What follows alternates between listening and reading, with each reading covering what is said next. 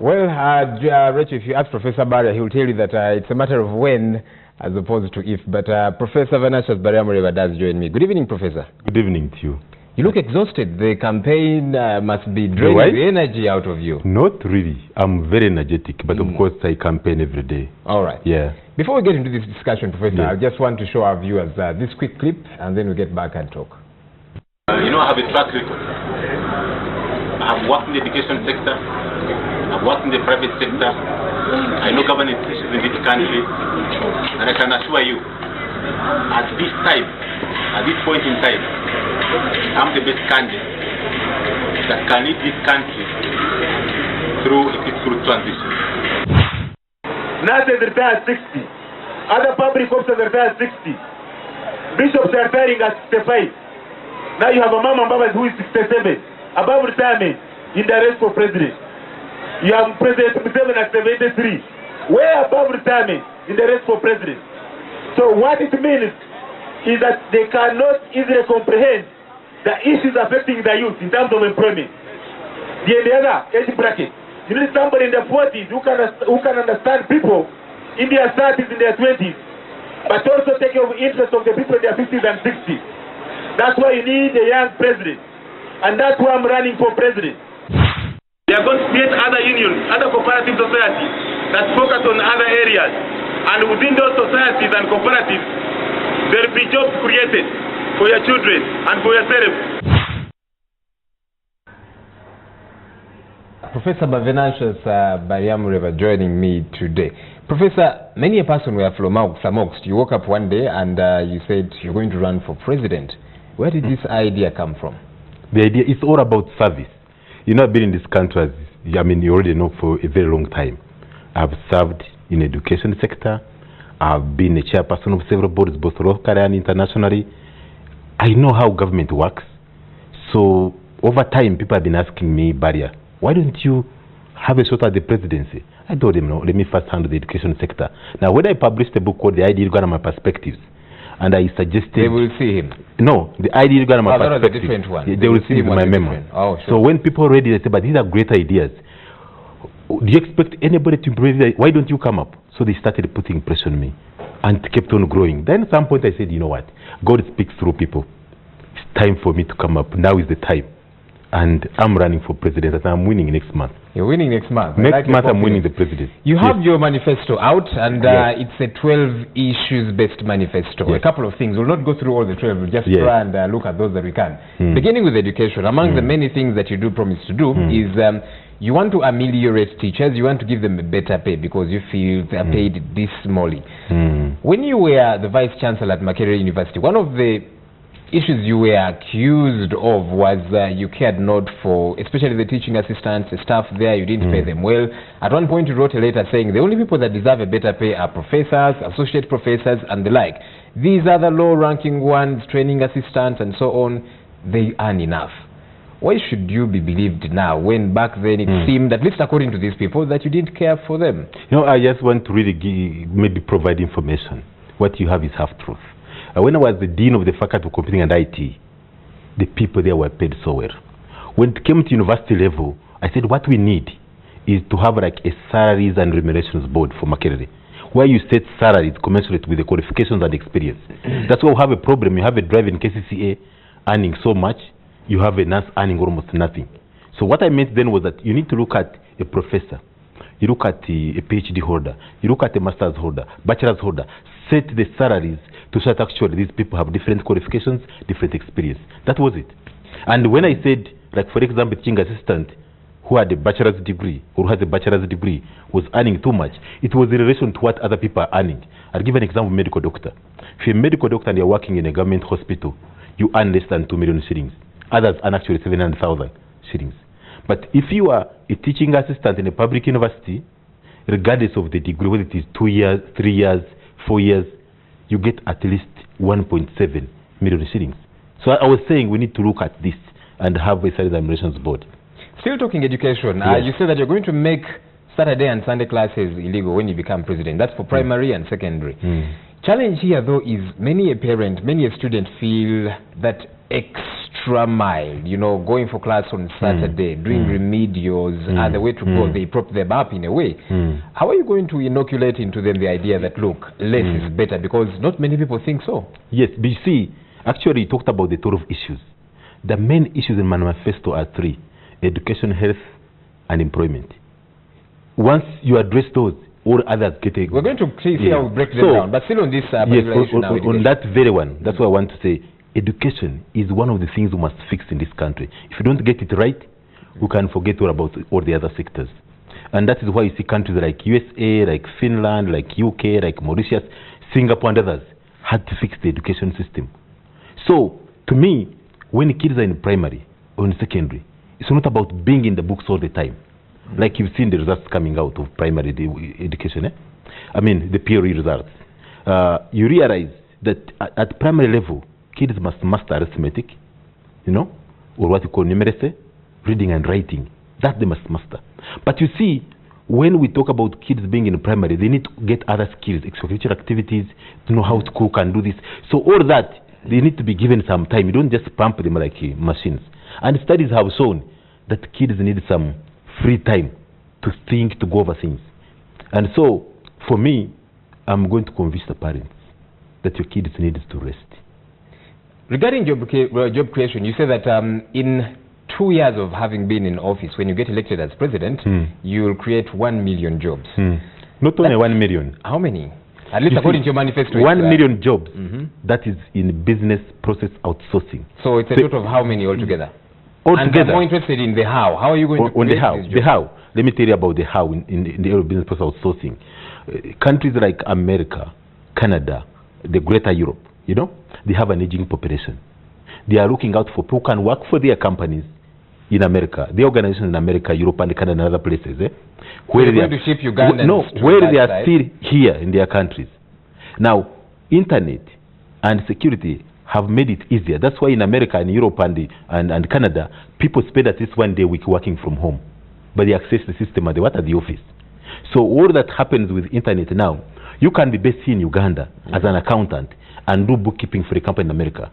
You can be based in Uganda as a teacher. You do online tutoring for a kid in Canada. You can be based here as a receptionist. You receive calls that are going to America. They are diverted here. America, you can be as a data analyst. Grappling with unemployment too. That is a huge quandary as well that they do have. So how are you going to make it happen? They need the jobs. You're going to give them to Ugandans. How is that going to happen? Do you know why some jobs have moved to China and India? Because of cheap labor. The American companies have a leeway to have a mixture. You can have this cheap labor from Uganda that is quality labor, and then you also have the Americans the other side. And I'm telling you, the issue of aging population in Europe or in the Western world is real. So in that way, I'll create 1 million jobs every year. But then there are this other approach I have of creating regional industries. We are going to zone this country into regions. And like, for example, I'll give you an example of agriculture. You say maybe Kamwenje is good at growing maize. You pick another maybe 2 or 3 places in the country. Then you focus on supporting people in those areas to engage in commercial farming. Then you add on the element of value addition, where you set up factories for processing that. To a finished product, you get maize in America called made in Kamwenje, Uganda, being sold on the American market, European market. You go like to a place like Teso, they have cattle. Why not have a meat processing factory and get another place so that meat can be pre-processed maybe in Mbarara and taken to Soroti factory and it is processed and it's made in Soroti but being sold in America and Europe and other places. So we zone the country into industries. People don't have to compare to find jobs or to get jobs. They can actually get jobs in those regions. And that brings in the element of governance. Getting to that governance issue, you propose a plethora of things, but I'll just pick up probably 2. One, you say that you're going to go regional governments, where each region will have a governor that superintends over that. Is that palatable to Ugandans out there? Is that what they're saying they really need? I can assure you, I've been to all parts of the country so far. You know, I've covered 100 districts so far. I'm left with 6 districts in Uganda, another 6 in Western Uganda. So I have I have a clear view of what is happening across the country. I want to tell you, when you have this budget called like a budget for roads, and I'm focusing on roads, you go to Karamoja sub-region, you'll be amazed. There's only one road that has been worked on, Moroto na Kapiripiriti. All the other roads are impassable. You go to Teso sub-region, the same thing. Go to Rango sub-region. You go to Nyoro sub-region, places like Chivari, Hoima, Bulisa, terrible. So what we are saying, if we have this budget for roads in the national budget, each region should get its share. And the governor of that region will focus on infrastructure in that area. So what I'm saying is that once we implement regional governments, Western region will get a budget, like maybe 13 or 14% of the national budget. The people in that region should be able to pick out the critical issues in education, in health, in infrastructure, and so on, and focus on them. But you are sitting in Kampala and saying, we know what you need in the Acholi sub-region, northern Uganda. It's really a disservice to this country. So the regional governments are real. In Uganda, they've been calling it federal. And we know federal had that other funny connotation. People don't want to associate with the word federal.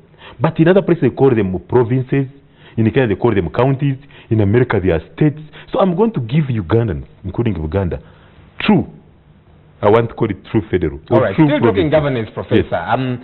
I don't know that it is you who copied Dr. Bed Bwanika's manifesto or the other way around. He proposed something resemblant to what he does. Two parliaments, that is the Senate and then the House of Representatives. And of course, what you say about this is that the way it is done in America, it works and so on. And question not just in America, should even Kenya here. Whatever does work in, is it working in Kenya? Really, they are trying to revive it. I'm a professor with a lot of experience. Do we think whatever works in America, I do research. If it thrives there, is it going to thrive here too? I do research. You know, when you talk about the Senate, it is all about overseeing the regional governments and the local governments within the regional governments or the states, if you're looking at the American example. So it works, and I didn't copy a Bed Bwanika because, you know, I published a book in 2014. I told you I did grammar perspectives. It has all those issues well outlined. But when it came to the manifesto, I was the first person to publish the manifesto, and even to, we call it to unveil. That was on the 25th of September 2015. I was the first person, and you remember you have it here on record. But that's besides the point. The issue is, once you have a Senate, it is supposed to take care of the interests of the regional government, or what in Kenya they are calling counties, and in America they are calling them states. And then this other parliament looks at basically the national issues.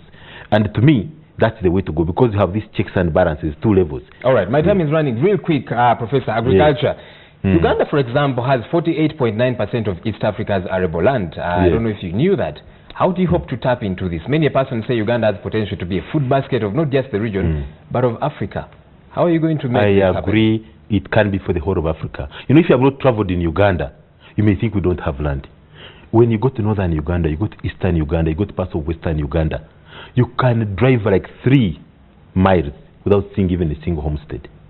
All that and is it's land. arable land, suitable for farming. If you go to Israel and you look at, Israel is one of the countries that is exporting food, but it's like a desert. So Uganda, I have a plan of zoning this country, like I've told you, and say this part of the, for commercial purposes. People can grow anything they want anywhere, but for commercial purposes, I'll say this region, I'll use science like in agriculture, to say this part of the country is for coffee, this for cotton, this for maize, this for this. And we'll support people. We'll even bring in foreign investors. Not to take the land, but to work with the communities and able to produce massively for both the local and international market. I'm afraid, I'm told my time is up, but somebody told me I need to ask you this. What percentage do you think you will win by, since you're so sure about winning? You know, there are so many strong candidates in this race, including myself. But for me, I never work like I'm going to be the second best or third best. I always work to win. So me, I'm looking at getting enough votes to make me the president of this country. What's enough? So I'm going to get at least 51%, at least.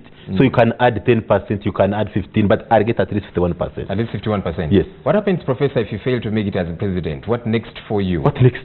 I'm Ugandan, I'm not looking for a job. I'm here in this race to serve Ugandans. If Ugandans say, Barya, wait a minute, we don't need you at this time, which I think is not the case, because they need me and I need them. I'm ready to provide my services.